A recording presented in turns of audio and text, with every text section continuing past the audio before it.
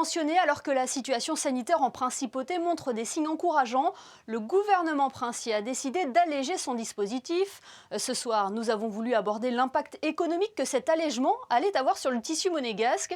Pour cela, nous avons contacté le président de la Fédération des entreprises monégasques. Bonsoir Philippe Ortelli. Bonsoir Émilie. Comment avez-vous accueilli l'assouplissement des mesures sanitaires en principauté ? Nous l'avons bien accueilli, bien entendu. Nous l'attendions au point depuis 3 semaines. Nous avons compris que le gouvernement était soucieux des vacances de Pâques et était craintif par rapport au rebond éventuellement épidémiologique. Mais tout le monde a joué le jeu et les statistiques sont très bonnes, disons-le, avec les 3 derniers chiffres de 3, 2 et 1 personne nouveau positif, c'est remarquable. Donc nous sommes très contents. Cela démontre la volonté de Monaco d'entamer une saison estivale le plus normalement possible aussi. C'est exactement ça, le plus normalement possible, dans le respect des règles sanitaires, en essayant de redémarrer au fur et à mesure l'économie touristique, l'économie de la restauration et de l'hôtellerie. Oui, et la tenue des 2 premiers grands prix est aussi un bon signal pour l'économie monégasque.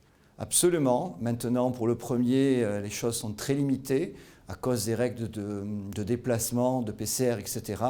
Mais il faudrait peut-être même aller un peu plus loin. Nous avons noté que les salariés ne peuvent pas venir avec leurs familles le dimanche au Grand Prix électrique ou au Grand Prix historique. C'est peut-être un peu dommage pour l'ambiance, pour des gens qui de toute manière sont en contact régulier avec Monaco, puisque si le salarié est à Monaco, il voit sa famille tous les soirs et c'est la même entité, je dirais, au niveau du Covid. De la même manière, dans les règles dictées, nous regrettons profondément que nos salariés qui ont participé à l'effort, parce que si les salariés étaient pleins de Covid, les résidents monégasques les auraient attrapés, n'ont pas eu droit au restaurant le soir. C'est un peu dommage. Et j'ai déjà eu des retours des salariés qui me disent on aurait quand même aimé profiter de la restauration le soir à Monaco et même peut-être en famille. Alors c'est vrai qu'ils ont le couvre-feu, mais on aurait aimé qu'il y ait un petit geste de remerciement pour les salariés.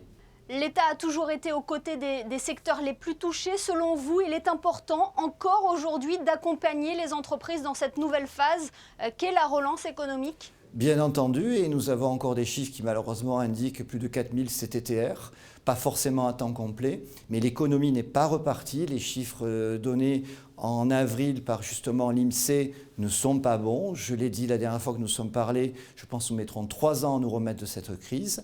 L'hôtellerie, restauration et le tourisme est un secteur profondément impacté.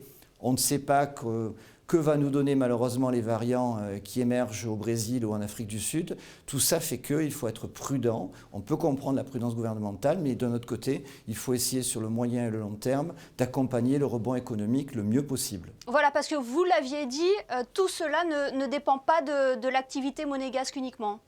Absolument, Monaco est connecté au monde. Monaco respire tous les jours. Il respire à la fois avec ses salariés qui viennent, pour plus de la majorité, au-delà des communes limitrophes. Donc c'est une respiration avec les Alpes-Maritimes. Et puis Monaco respire avec nos clients qui viennent du monde entier. Le commerce de gros a un travail avec le monde entier. Le BTP fait venir du personnel et échange aussi avec l'Italie, la France et même parfois l'Espagne et plus loin.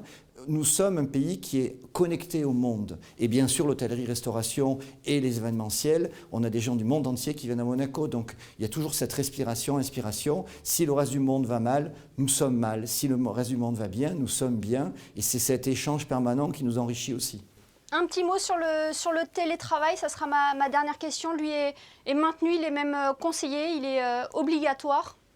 Alors, nous avons une position légèrement différente, je l'ai déjà dit. Nous pensons que le télétravail doit être employé de manière raisonnable. La fédération patronale estime qu'il faut être à 2/5 du temps.